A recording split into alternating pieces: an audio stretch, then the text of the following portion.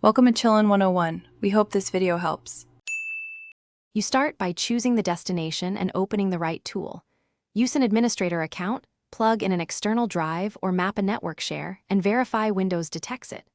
Once done, open Control Panel, navigate to Backup and restore Windows 7.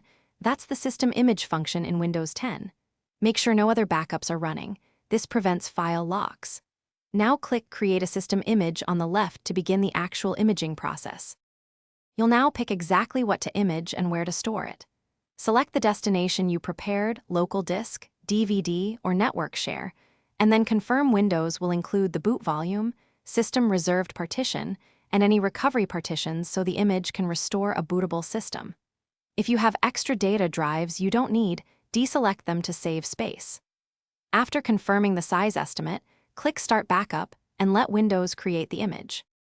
Once the image completes, you don't stop. You verify and prepare for recovery.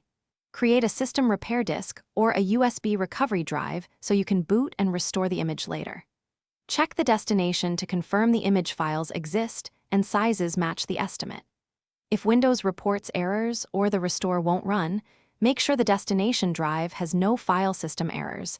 Run chkdsk and rerun the backup if necessary. This fixes most problems. Thanks for watching. Consider subscribing if we helped you.